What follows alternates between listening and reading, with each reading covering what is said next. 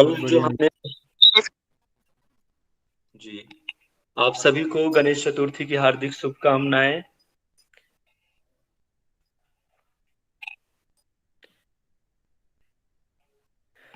जी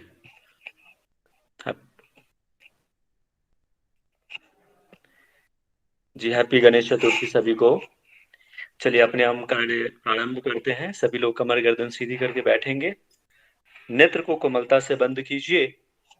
3 बार ओम मंत्र का उच्चारण, फिर हम गणेश मंत्र आज करेंगे। लंबा गहरा श्वास लीजिए।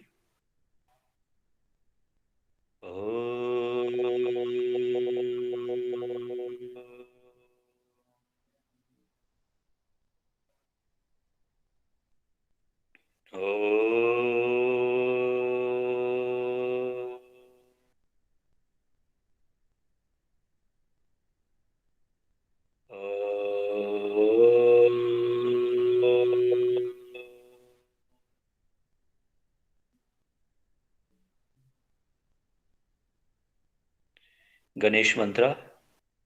श्री वक्रतुंड महाकाय सूर्यकोटि समप्रभा निर्विघ्नं कुरु मेव देवा सर्वकारेषु सर्वदा।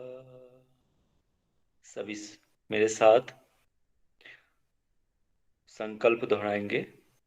मैं आजीवन यम नियम का पालन करूंगा। पूरी कर्तव्य निष्ठा के साथ नेट जेआरएफ की तैयारी करूंगा। पूरे विश्व में योग का पताका फहराऊंगा। मेरी संकल्प शक्ति सुदृढ़ है, आबाद है। मैं अपनी संकल्प शक्ति से सब कुछ कर सकने में सक्षम हूं। ओम ओम ओम। दोनों हाथों को आपस में मिलाएं, रब कीजिए, फेस पे लगाएं और हथेलियों को पूरे फेस पे, गर्दन पे, पूरे शरीर पे फेरते हुए धीरे से आंखों को खोल लें। चलिए, कल हमने जो 5 उपनिषद करे थे उनमें तो कोई किन्हीं को कोई परेशानी, कोई दिक्कत तो नहीं आई ना? मैसेज करके टाइप कीजिए। और मेरी आवाज आप तक क्लियर पहुंच रही है? यस या no? Yes sir. Okay, thank you. तो कल जो हमने जो उपनिषद देखे थे 5, वो ईशावास्य उपनिषद, केन उपनिषद, कठोपनिषद, प्रश्नोपनिषद, मुंडकोपनिषद। आज हम जो देखने वाले हैं वो है मांडुक्य उपनिषद, ऐत्रेय उपनिषद, तैत्रेय, छांदोग्य और बृहदारण्य उपनिषद। ये 5 रह गए थे, तो एक एक करके हम देखते हैं। पूजा मैम आप स्क्रीन शेयर कर दीजिए।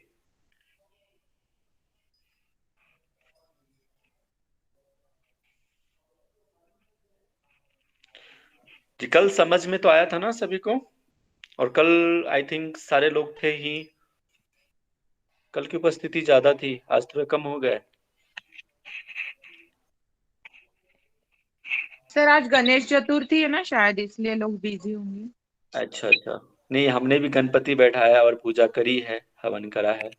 इसके बाद फिर हम कक्षा लेनी थी क्योंकि एग्जाम का भी था। जी जी, स्क्रीन जी शेयर सर। कीजिए पूजा मैम,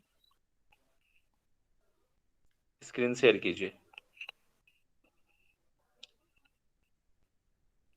ठीक है, तो आज जो हम बाकी के 5 उपनिषद देखने वाले हैं, वैसे तो ज्यादातर जो प्रश्न पूछे जाते हैं वो स्टार्टिंग के 5 उपनिषद से ज्यादातर पूछे जाते हैं, लेकिन इसमें भी कुछ कुछ उपनिषद हैं जिनसे पूछा जा सकता है। जैसे कि तैत्तरीय उपनिषद से भी क्वेश्चंस कई बार पूछे गए हैं, अच्छे क्वेश्चंस बनते हैं बाकी इसमें से भी, लेकिन ज्यादातर महत्वपूर्ण बाकी के स्टार्टिंग के 5 उपनिषद ही है।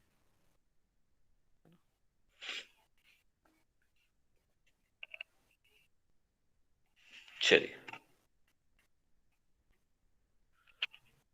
जी, हमारे सामने स्क्रीन है। सबसे पहले मांडुक्य उपनिषद, और आप लोग अपने कंफर्ट के हिसाब से जूम इन जूम आउट कर सकते हैं। जी पूजाम, यही स्क्रीन है। हाँ जी, मांडुक्य उपनिषद देखते हैं, यह हमारा छठा मुख्य उपनिषद का है। तो ये जो शाखा ली गई है, मांडुक्य उपनिषद की जो शाखा है वो अथर्ववेद से ली गई है। आप लोग सारे जो शाखा है वो जरूर 10 जो उपनिषद है उनके शाखा जरूर याद कर लीजिएगा। अगर आप सीरीज से याद करते हैं, टॉप टू लास्ट सेम है। जो हम 10 हैं, इस केन कठ, इसके बाद प्रश्न, मुंडको मांडुक्य, ऐत्रेय तैत्रेय, छांदोग्य, वृहदारण्य। तो ऊपर से नीचे सेम जो है शाखा मिलती है। तो ये ट्रिक से भी आप याद कर सकते हैं, स्टार्टिंग का और लास्ट का, फिर सेकंड लास्ट, फिर ऊपर से सेकंड लास्ट, ऐसे करके आप देखेंगे ना तो सेम शाखा रहती है। ये ट्रिक है आप याद करने का। चलिए, मांडुक्य उपनिषद देख रहे थे अपन। तो इसकी जो शाखा है वो अथर्ववेद है। मंत्र 12 मंत्र हैं। इसमें कोई अध्याय, कोई ऐसा चैप्टर नहीं है, ठीक है। इसके जो विषय वस्तु है क्या है, चेतना की 4 अवस्थाएं, ओमकार के सृजनित अक्षरों के संबंध में बताया गया है। ये ओमकार के बारे में भी चर्चा मिलता है, और भी कई सारे उपनिषद है जहां पे आपको ओमकार के बारे में मिलेगा। तो ओमकार के जो 4 चरण हैं, जिसको हम चतुष्पाद कहते हैं, ये वर्ड आप ध्यान रखेंगे, चतुष्पाद, ठीक है। वो कौन कौन से हैं? पहला है वैश्वानर, सेकंड है तेजस, थर्ड प्राज्ञ, और चौथा अद्वैत। वैश्वानर मतलब विश्व, और नर, ये 2 शब्द से यहाँ पे बना हुआ है वैश्वानर। तेजस यहाँ पे समझ लीजिए तेज से है, अग्नि से है। प्राज्ञ मतलब बुद्धि, विवेक, ज्ञान। अद्वैत मतलब इसके जैसा कोई और नहीं, है ना, वो अद्वैत हो गया। इसके बाद आता है नीचे ओमकार की 4, बस बस बस, ओमकार के 4 मात्रा कौन कौन से हैं? जनरली हम लोग जानते हैं कि आ उ अम्मा रहता है, लेकिन आपको मांडुक्य उपनिषद में 4 जो अवस्था बताई गई है वो एक एक्स्ट्रा है, वो अमात्र है, कोई मात्रा नहीं है। तो आ उ अम्मा, और लास्ट क्या है? अमात्र, कोई मात्रा नहीं। ओमकार की 4 अवस्थाएं, सॉरी, ये जो 4 भाग थे, ये जो 4 भाग थे, आउ म और ये अमात्र अवस्थाएं होती हैं, जागृति, स्वप्न, सुषुप्ति और तुरिया, ये 4 अवस्थाएं हैं ओमकार की। इसके बाद ओम अर्थात परम ब्रह्म के 3 भोग बताए गए हैं। कौन कौन से? शरीर, अंग, मुख। तो यहाँ पे अंग जो बताए गए हैं, 7 लोक बताए गए हैं। 7 लोक कौन कौन से हैं? किन्हीं को पता है? मैंने यहाँ पे लिखा नहीं है, आपको पता होना चाहिए कि 7 लोग कौन कौन से हैं, जिनको भी भू वा प्राणायाम। भुवस्वः महाजन तप सत्यम। हाँ जी, सत्य। ये जो अगर आपको प्राणायाम के मंत्र याद होंगे तो जरूर ये भी पता होगा। प्राणायाम के मंत्र भी ऐसे ही हैं, ठीक है। सॉरी, नेटवर्क, स्क्रीन चला गया।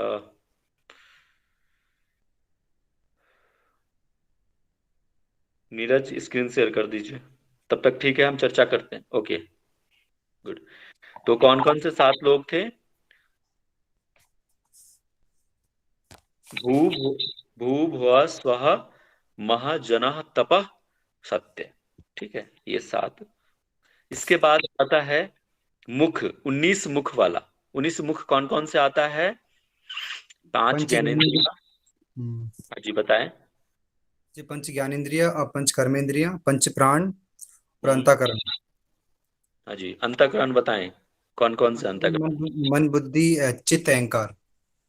ठीक है, गुड। तो आपको याद है कि देख के बोल रहे हैं? चलिए, कोई बात ये तो याद है भैया, पढ़े हुए हैं, दी तो ये तो बस पढ़े हुए हैं उपनिषद तो पहले नहीं। पढ़े। Very nice, good. इसके बाद अगला देखते हैं परमात्मा का जो स्वरूप है। इससे पहले हम कौन से उपनिषद में परमात्मा, आत्मा के स्वरूप की चर्चा करे थे अपन? याद है? कौन से उपनिषद में? उस टाइम पे मैंने कहा था कि आगे भी आपको मिलेगा परमात्मा के, ब्रह्म इस के स्वरूप। उपनिषद में ईशावास्योपनिषद में, गुड। इसका जो स्वरूप क्या है? शिवम सर्वग्र अग्राहम, अचितम, अलक्ष्यम, अद्वित्वम, अव्ययम, अदृश्यम, एकात्म प्रत्यशातम। ये जो हैं परमात्मा के स्वरूप हैं। ये टोटल हमने मांडुक्य उपनिषद के मुख्य मुख्य बिंदु देख लिए। अब आता है 7वां उपनिषद है हमारा ऐत्रेय उपनिषद। ऐत्रेय उपनिषद की जो शाखा है वो ऋग्वेद शाखा है। इसके टोटल मंत्र 33 हैं। इसके जो अध्याय टोटल 3 अध्याय हैं, बट पहले अध्याय में 3 खंड हैं और सेकंड और थर्ड अध्याय में जो है एक एक खंड है। इसमें इसके जो विषय वस्तु क्या है, आत्मा, ब्रह्मांड और बल की अवधारणा बताया गया है। मुख्य बिंदु देखते हैं। परमात्मा के द्वारा लोकों का सृजन कैसे, इसमें देखो बताया गया है 4 चीजें, अम्ब, मरीचि, मर और आप। तो अम्ब क्या होता है? एनीबडी? स्वर्गलोक सुना है ना? स्वर्गलोक, उसको अम्ब कहते हैं। घुलोक, घुलोक भी कहते हैं। ठीक है। इसके बाद मरीचि, मरीचि किसको कहते हैं?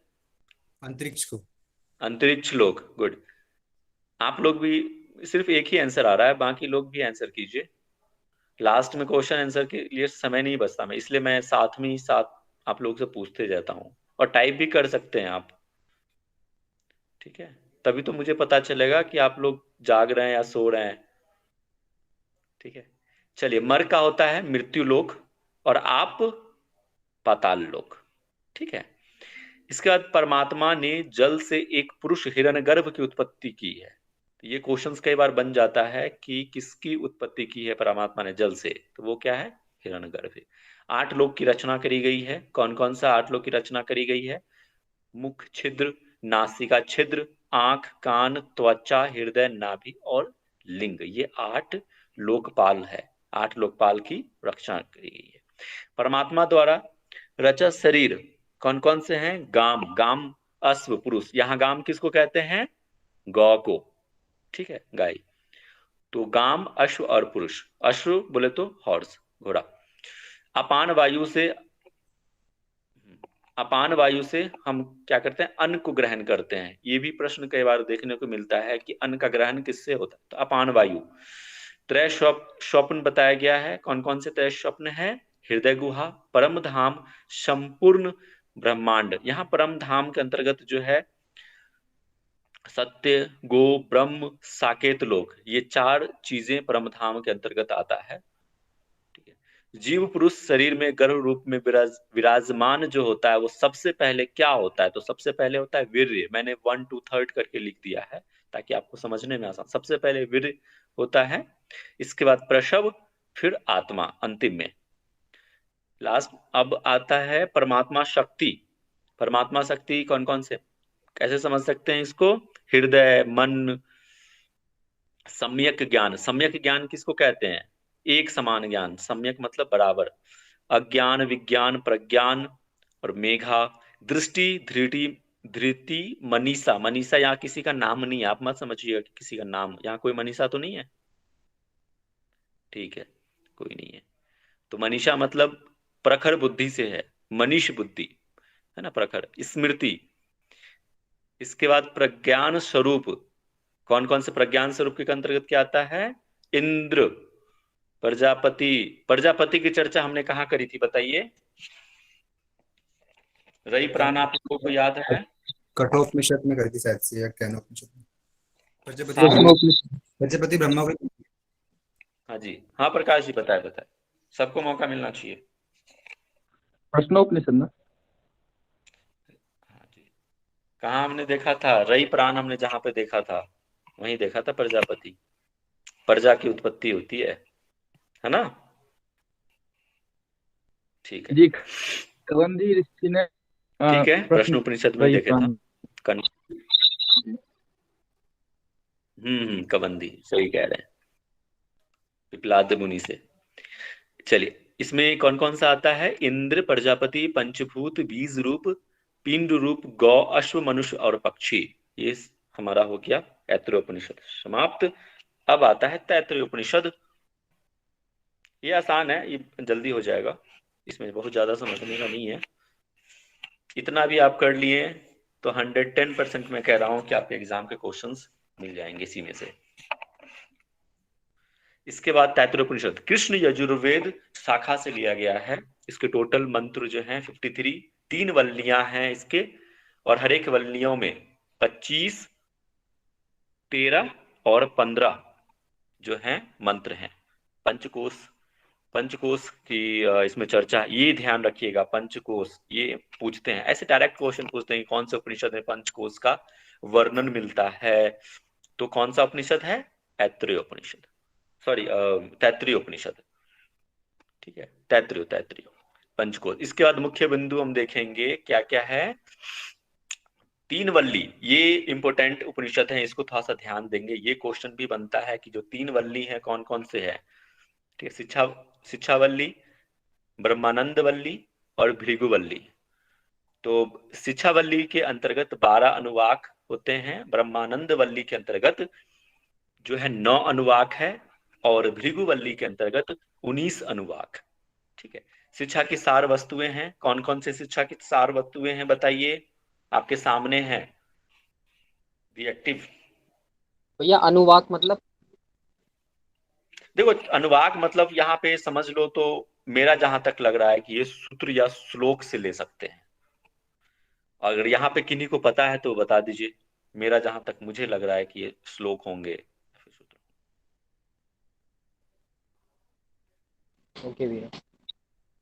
है ना, यहाँ और किसी को अगर कुछ लगता है कि नहीं ये हो सकता है तो प्लीज बताएं, मुझे करेक्ट कर सकते हैं आप, है ना। I am also not perfect. चलिए ठीक है। तो शिक्षा की जो सार वस्तुएं हैं कौन कौन सा है? वर्ण, स्वर, मात्रा, बल, साम और संधि। ये, थैंक यू तुषार जी, ये जो है शिक्षा की सार वस्तुएं हैं। कितने हो गए? 1 2 3 4 5 6, 6 हो गए। वर्ण, ये याद रखेंगे आप, ये उपनिषद आप अच्छे से पढ़ लें, इसमें से क्वेश्चन बनता ही बनता है। इसके बाद 5 महासंहिता हैं, कौन कौन से? आदिलोक, थोड़ा सा नीरज जी ऊपर कर लीजिए, आदिलोक, ठीक है, आदिलोक, आदि ज्योतिष, आदि विद्या, आदि प्रज्ञा, अध्यात्म, ठीक है। ये जो 5 हैं, 5 महासंहिता, इनसे भी क्वेश्चंस बने हैं। 4 व्याहृतियां हैं, जो इनके, देखो इनको ना मैंने नीचे भी लिखा हुआ है बेटा, आप समझने का प्रयास करेंगे। 4 व्याहृतियां हैं 16 प्रकार, 4 4 की, जैसे कि भू है तो भू के भी लोक देवता वेद और प्राण होंगे, भव के भी लोक देवता वेद और प्राण होंगे, स्व का भी लोक देवता वेद और प्राण, वैसे ही मह का भी लोक देवता वेद और प्राण। तो 4 into 4 कितने होंगे? 16, इसलिए यहां मैंने 16 प्रकार लिखे हैं। तो कौन कौन से होंगे? भू का जो लोक है वो होगा पृथ्वी, ठीक है, भू का जो लोक है क्या है? पृथ्वी। वैसे ही थोड़ा सा नीचे कर लीजिए, मैंने इसमें शॉर्ट करके लिखा हुआ है, नीरज जी थोड़ा सा नीचे कीजिए, लिटिल मोर शॉर्ट में, ताकि सबको दिख जाए। हाँ जी, सबसे लास्ट में एरो करके मैंने लिया हुआ है। हाँ, पृथ्वी, इसके बाद अंतरिक्ष, स्वर्ग और आदित्य, ये जो क्या हो गया हमारा? लोक हो गए। किनके? भू, भुआ, स्वह, महा के ये लोक हो गए। वैसे ही देवता, भू, भुआ, स्वह, मह के जो देवता हैं वो है अग्नि, वायु, आदित्य और चंद्रमा। वैसे ही आपके वेद होंगे भू, भुआ, स्वह, मह के, कौन कौन से? ऋचा, यजु, यजु, और नीचे साम, क्या है यहाँ लिखा हुआ, सॉरी ब्रह्म, ब्रह्म ब्रैकेट में अथर्व लिखा हुआ है, ठीक है, वो ध्यान देंगे। इसके बाद लास्ट है वो प्राण है, ठीक है। तो भू, भुव, स्व, मह के जो प्राण होते हैं कौन कौन से? प्राण है, अपान है, व्यान है, और लास्ट में अन्न, ये चीज है जी। अब ऊपर कर लीजिए नीरज जी। इसके बाद ताप बताए गए हैं। तो 3 प्रकार के ताप हैं, आधि दैविक, आधि भौतिक, सॉरी आध्यात्मिक। अच्छा, आप लोग टाइप करके बताइए कि कहाँ पे हमने ये ताप पढ़े थे, आधि दैविक, आधि भौतिक, आध्यात्मिक। पतंजलि योग सूत्र आपको याद है? हाँ जी, पतंजलि, गुड, मैसेज भी आ रहा है, टाइप कीजिए। चाणक्य, पतंजलि, कुंज जी का, वेरी नाइस, चंद्रकला कोठारी, हाँ जी। तो अगर यहाँ पे किन्हीं को वो सूत्र याद है तो मुझे बताएं, पतंजलि में कौन सा दुख सूत्र है, दोर्मन कौन से दुख दोर्मन संग्रह श्वास प्रश्वास। ये सहभू बताए गए हैं, है ना, चित्त विक्षेप हाँ। सहभू। ठीक है, पतंजलि योग सूत्र तुषार जी, वेरी गुड। तो ये 3 प्रकार के दुख बताए गए थे पतंजलि में, है ना। तो आधि दैविक, आधि भौतिक और ये आध्यात्मिक। ठीक है, ये तो आप यहाँ भी उसका वर्णन मिलता है। ओम की महिमा का जिक्र है। ओम ही ब्रह्म है, शास्त्र मंत्र, ब्रह्म प्राप्ति और भी कई सारे हैं। तो ये ब्रह्म, ओम की महिमा है। इसके बाद श्रेष्ठता देखते हैं। श्रेष्ठता सबसे पहले सत्य, तप और शास्त्राध्ययन, शास्त्रों का अध्ययन। ठीक है, ये 3 चीज श्रेष्ठ बताए गए हैं करना। अब आता है छांदोग्य उपनिषद। अभी तक में किन्हीं कोई कंफ्यूजन? ये भैया एक बार जो इसमें मंत्रों की संख्या है तो वो क्या आप बता देंगे? जी जी, क्या कह रहे हैं मनोज जी? मैं पूछ रहा हूँ भैया, मंत्रों की जो संख्या है इसके अंदर कितनी है? 53। जो मैंने पहले लिखा हुआ है, राहुल सर ने कराया था, उसमें मंत्रों की संख्या इसमें 31 लिखी हुई है मेरे पास। 51, 31। 31। तो मैं कंफ्यूज हूँ कि ये गलत है या तैत्तिरीय उपनिषद में मंत्रों की संख्या 53 है। ठीक है, एक बार फिर भी आप क्रॉस चेक कर लीजिए, यहाँ पे किन्हीं को अगर कंफ्यूजन है तो ओके, बताइए। मैं देख रहा हूँ, मेरे पास 31 लिखा हुआ है। 53 मंत्र है ना। 53 भैया, 53 कंफर्म। ठीक है, आप ओके, करेक्शन कर लीजिए 53। ठीक ठीक है, है।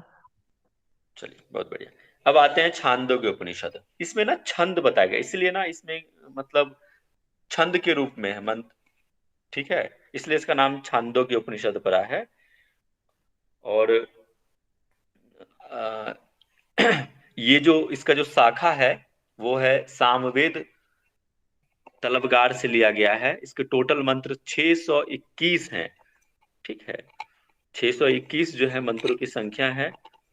8 अध्याय, टोटल चैप्टर कितना है? 8 है। ओमकार और सांडिल्य विद्या की इसमें चर्चा करी गई है। चलिए इसके जो मुख्य बिंदु हैं देखते हैं एक एक करके। प्राणिया, पदार्थ का रस या पंच महाभूतों का रस कहाँ से मिलता है? पृथ्वी से। वैसे पृथ्वी का रस कहाँ से है? जल से मिलता है। जल का रस औषधियों से, औषधियों का पुरुष, पुरुष का वाक, वाक का ऋक से, और ऋक का साम, और शाम का उद्गीत से। उद्गीत मतलब यहाँ पे ओमकार से है। ठीक है, उद्गीत बोलते ना, ओम उद्गीत प्राणायाम आपने सुना होगा, ओमकार मंत्र, वैसे ही उसी को कहते हैं उद्गीत। ओमकार को ही उद्गीत कहते हैं। इसके बाद उद्गीत का जो फल है वो कामनाओं की पूर्ति से है। उद्गीत का फल क्या होता है? कामनाओं की पूर्ति। मुख्य प्राण के भी अन्य नाम, जो मुख्य प्राण हैं उनके अन्य नाम क्या क्या हैं? आयात्स, आंगिरस, बृहस्पति और बक। ये 4 जो है मुख्य प्राण के अन्य नाम है, दूसरे नाम है जी। तपशील आदित्य रूप में हम उद्गीत उपासना किस रूप में करते हैं, कैसे करते हैं? तपशील और आदित्य रूप में हम उद्गीत उपासना करते हैं। व्यान, यहाँ उद्गीत जब उपासना करते हैं तो इसमें कौन सा प्राण इन्वॉल्व होता है? तो वो होता है हमारा व्यान। यहाँ लिखा हुआ है व्यान से हम उद्गीत उपासना करते हैं। उद्गीत का अर्थ होता है, देखो तीन तीन शब्द से यहाँ पे उद्गीत बना हुआ है, उत, गी और थ। ठीक है, तो ये 3 शब्द से बना हुआ है। तो उत का जो अर्थ होता है, मैंने यहाँ पे ब्रैकेट में लिखा हुआ है, प्राण, धौ, आदित्य और शाम। ये उत के उत को कहते हैं। और गी का जो अर्थ होता है उसका भी अलग होता है, और था को भी अलग कहते हैं। मैं 1 मिनट आपको बता रहा हूं। हाँ, गी को जो है यहाँ पे वाणी, अंतरिक्ष, वायु और यजु कहते हैं गी को। और था को जो है अन्न, पृथ्वी, अग्नि और ऋग्वेद, ये जो है था को कहते हैं। ये अलग अलग ध्यान रखेंगे आप। उत, गी और था से मिलकर बना हुआ है उद्गीत। शांडिल्य विद्या चर्चा करी गई है कि शांडिल्य विद्या क्या है। उसके अंतर्गत जो है हम देखते हैं कि ब्रह्म का जो स्वरूप क्या होता है। ठीक है, ये जो तृतीय अध्याय में थर्ड चैप्टर में है, ये ब्रह्म का स्वरूप। संपूर्ण जगत निश्चय ही क्या है, ब्रह्म स्वरूप है। इसमें ना एक आपने वो एक श्लोक है कि सर्व खल्लिविदम ब्रह्म तज नीति शांत उपासित, ये एक सूत्र होता है। तो शांडिल्य विद्या के अंतर्गत ब्रह्म का स्वरूप दिया गया है, क्या क्या कैसे है, प्राण स्वरूप, वाणी रहित। जैसे हम वो परमात्मा का स्वरूप देखते थे ना, वैसे यहाँ पे ब्रह्म का स्वरूप की चर्चा करी गई है। क्या है वो, प्राण स्वरूप, वाणी रहित, ये जो है ब्रह्म का स्वरूप है। हृदय गुहा, थोड़ा सा जूम करना नीरज, हृदय गुहा, हाँ, में स्थित, कहाँ पे स्थित होता है, ये क्वेश्चन पूछा हुआ है। मैंने कुछ क्वेश्चन देख रहे थे, तो कहाँ पे स्थित होता है ब्रह्म, हृदय गुहा में। आयु का स्वरूप बताया गया है। टोटल जो आयु होती है वो 110 वर्ष बताया गया है, टोटल 110। तो इसको 3 भागों में डिवाइड करा गया है। प्रातः, मैंने यहाँ पे नहीं लिखा है इंडिविजुअली, सुन लीजिए एक बार ध्यान से। प्रातः श्रवण, माध्यान्ह श्रवण, तृतीय श्रवण, तो सबके जोड़ के जो है 24, 24, 44 एंड 48, इस तरह से डिवीजन करा हुआ है। और अगर हम तीनों को ऐड करते हैं तो 116 वर्ष होता है ये आयु टोटल। ठीक है, मनुष्य जीवन का जो स्वरूप बताया गया है आयु, ये मनुष्य के लिए 110। धर्म के 3 स्कंद बताए गए हैं, ये भी क्वेश्चंस पूछे गए हैं, इसमें ध्यान दीजिएगा कि धर्म के जो 3 स्कंद कौन कौन सा है। यज्ञ, फर्स्ट यज्ञ अध्ययन, यज्ञ अध्ययन दान, सेकंड होता है तप, और थर्ड है तितिक्षा। तितिक्षा का मतलब क्या होता है बताइए यहाँ पे, किन्हीं को पता है तितिक्षा, किन्हीं को नहीं। मोक्ष की इच्छा होता है क्या? आसक्ति। तितिक्षा, धैर्य, हाँ जी प्रेरणा जी, क्या कह रहे हैं। धैर्य। बिल्कुल, तितिक्षा का मतलब होता है धैर्य, पैसेंस। ठीक है, चलिए ये हमारा था छांदोग्य उपनिषद। अंतिम उपनिषद हमारा है वृहदारण्य उपनिषद। ठीक है, वो शुक्ल यजुर्वेदीय शाखा से लिया गया है, कर्ण शाखा से, शुक्ल यजुर्वेदीय के कर्ण शाखा से लिया गया। ये सबसे बड़ा उपनिषद है, इसीलिए इसका नाम पड़ा है वृहदारण्य। वृहद, वृहद मतलब बड़ा। ठीक है, इसमें टोटल जो मंत्रों की संख्या है वो 401 है। टोटल अध्याय चैप्टर 6। इसके जो विषय वस्तु है, आत्मा, ज्ञान योग की अवधारणा, आत्मा परमात्मा की एकात्मकता। ठीक है, इसके मुख्य बिंदु, इसमें याज्ञवल्क्य का संवाद, देखो इसमें तो कई संवाद दिए गए हैं, कई ऋषियों के संवाद हैं, लेकिन मुख्य जो संवाद हैं 3 हैं। एक तो याज्ञवल्क्य मैत्रेय का संवाद, याज्ञवल्क्य गार्गी संवाद, और याज्ञवल्क्य जनक संवाद। ठीक है, चलिए मैत्री कौन थी यहाँ पे बताइए, टाइप कीजिए। पत्नी, याज्ञवल्क्य की पत्नी थी भैया। अच्छा, कौन सी पत्नी। प्रथम गार्गी और मैत्री 2 थी ना उनकी, तो मैत्री उनके साथ चलना चाहती थी। चलिए ठीक है, ठीक है, आप लोग के आंसर सही है। देखो याज्ञवल्क्य की जो 2 पत्नियां थी, एक थी मैत्री और दूसरा कात्यायनी। तो मैत्री जो थी वो धार्मिक पत्नी थी, और कात्यायनी वो गृहस्थ पत्नी थी, है ना। तो इसका भी एक स्टोरी है, बट मैं समय को ध्यान में रखते हुए उसको स्किप कर रहा हूँ। याज्ञवल्क्य और मैत्रेय का संवाद फर्स्ट, याज्ञवल्क्य गार्गी का संवाद, याज्ञवल्क्य जनक। जनक कौन थे बताइए, जनक कौन थे। सीता के पिता। मिथिला नरेश जनक। हाँ, जो मिथिला के होंगे उनको जरूर पता होगा कि जनक कौन थे।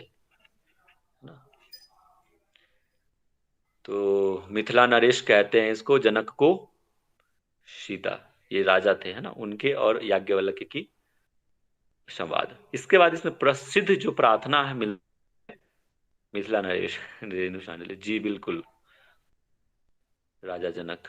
हाँ जी, हाँ जी, जो एक बिहार में एक जगह है सीतामढ़ी, जहाँ पे सीता का वो घर मानते हैं।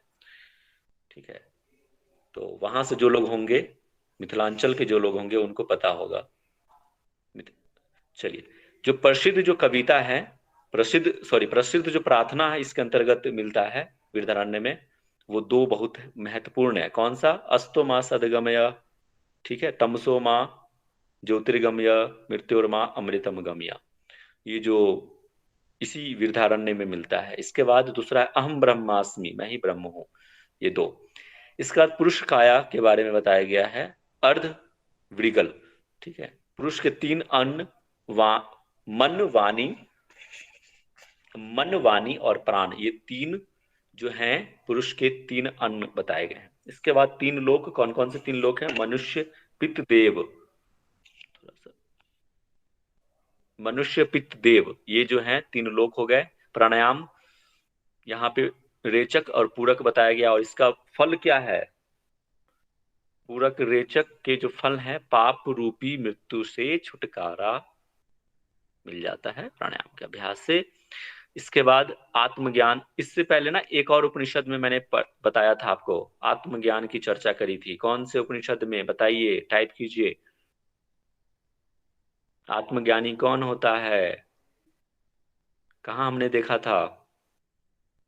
कुछ याद है? कुछ कठोपनिषद में। ईशावास्यों का कुछ याद आ रहा है? ईशावास्य उपनिषद, हाँ जी, ईशावास्य उपनिषद में इसकी चर्चा मिली थी। ठीक है, आत्मज्ञानी कौन है? आत्मज्ञान का। आत्मज्ञान का वो 3 प्रश्न थे ना, उसमें से बताया गया आत्मज्ञान का वर्दी। हाँ, वहां भी मिलता है। ठीक है, आगे देखते हैं कौन कौन। दर्शन, श्रवण, मनन एवं निधिध्यासन, ये जो चार बताए गए हैं, दर्शन, श्रवण, मनन और निधिध्यासन, ये जो है आत्मज्ञान चार बताए गए। इसके बाद आत्मा और परमात्मा की एकात्मता बताया गया है इसमें। ठीक है, आत्मा के लिए नेति नेति। नीति नीति क्या होता है? एनीबडी? कर्म है। मैं हूँ। वह ग्राह्य नहीं, वही ग्राह्य है, ग्राह्य और ग्रहण करने योग्य। नेति नेति, अन्न समझ नहीं आए, कुंज जी कह रहे अन्न समझ नहीं आए। अच्छा ठीक है जी, देखते हैं, पहले इसको मैं खत्म कर लूं फिर अन्न पे जाते हैं ना। इसके बाद इसमें एक और जो प्रार्थना मिलता है वो है ओम पूर्णमिदम पूर्णात पूर्णमुदच्यते पूर्णस्य पूर्णमादाय पूर्णमेवावशिष्यते। इसमें भी वृहदारण्य में ही मिलता है। इसके बाद खम, खम का एक वो है सूत्र है, इसमें श्लोक है कि ओम खम ब्रह्म खम पुराण वायुरम, इस तरह से एक मिलता है। तो उसमें जो खम जो है, ये क्वेश्चंस आपको पूछ सकते हैं। जो है श्लोक लिख दिया ओम खम ब्रह्म, और इसमें पूछ देगा कि खम जो है क्या है। तो यहाँ पे खम क्या है? ब्रह्म, आकाश, व्योम, इसको ही हम खम कहते हैं। हाँ जी, अन्न समझ नहीं आया, अन्न, अन्न पे जाते हैं। अन्न लिखा जाइए पे, नीरज जी अन्न पे लेके जाइए। पुरुष के तीन अन्न, मन वाणी और प्राण, ये तीन बताए गए हैं ना। इसमें क्या नहीं समझ आया? सर अन्न मतलब समझ नहीं आया, अन्न का मतलब मन वाणी और प्राण। कौन है? कुंज जी हैं? Yes sir. चलिए, यहाँ पे किन्हीं को पता है तो बताइए, फिर मैं बताता हूँ। सर मेरा पता नहीं है, पर गैस ऐसा है कि ये जिससे हम ग्रहण करते हैं वो अन्न है, जो भी हम मन से ग्रहण करते हैं, वाणी से और प्राण से। बिल्कुल सही पकड़े हैं। जो अन्न का जो हम ग्रहण करते हैं, कुछ भी, जैसे हम खाना खा रहे हैं ना, तो वो ग्रहण कर रहे हैं। ठीक है, तो क्या क्या हम ग्रहण करते हैं यहाँ पे देखो। अन्न, अन्न जो पुरुष के तीन अन्न होते हैं, जिस चीज से हम ग्रहण करते हैं, तो वाणी से हम करते हैं। प्राण ऊर्जा जो हमारे अंदर पर प्राणायाम के थ्रू हम प्राण लेते हैं, वो ग्रहण करते हैं। मन जो होता है, हम कुछ भी सोचते हैं, कुछ भी कर रहे हैं, वो मन से भी हम अपने को ग्रहण करते हैं। तो ये उसी सेंस में कहा गया है कि पुरुष के तीन अन्न, मन, कोई भी चीज हम मन से ग्रहण करते हैं, वाणी से और प्राण से। ठीक है, तो ये चीज है। ठीक है कुंजी, ओके। चलिए, ये हमारा हो गया आज के 5 और कल के 5, टोटल 10 मुख्य उपनिषद समाप्त। मैं उम्मीद करता हूं आपको अब तक समझ आया होगा। अगर थोड़ी सी भी समझाने में त्रुटि हुई होगी तो मुझे माफ करेंगे। चलिए, तो कमर गर्दन सीधी करके बैठ लीजिए। शांति पाठ करने के बाद ही आप लोग रुखसत होंगे, है ना? कुंदन जी एक चीज कहना चाहूंगी। जी पुष्पा जी बताइए। इसमें आप अनुवाक बोल रहे थे, अनुवाक का मतलब वहाँ पे अध्याय दिया गया है। अच्छा, जैसे अध्याय। और ये अनुवाक ऐसे लिखा हुआ है, अध्याय की जगह अनुवाक दिया हुआ है। अच्छा अच्छा, ठीक है। मुझे भी उसमें थोड़ा उतना क्लियर नहीं था, तो thank you Pushpa ji. Welcome. चलिए, शांति पाठ आप करवा दीजिए। थैंक यू जी, थैंक यू। सभी कमर गर्दन सीधी कर लेंगे। ध्यान मुद्रा में लंबे गहरे श्वास लें, लंबे गहरे श्वास छोड़ें। एक ओमकार के साथ सर्वे भवन्तु सुखनों के साथ करेंगे आज की कक्षा का समापन। लंबा गहरा श्वास।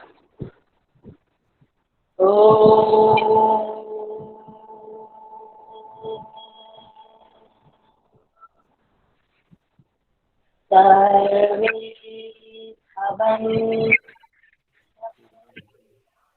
सर्वे सन्तु निरामया, सर्वे भद्राणि पश्यन्तु, मा कश्चित् दुःखभाग् भवेत्। ॐ शान्ति शान्ति शान्ति। दोनों हाथों को रख करेंगे,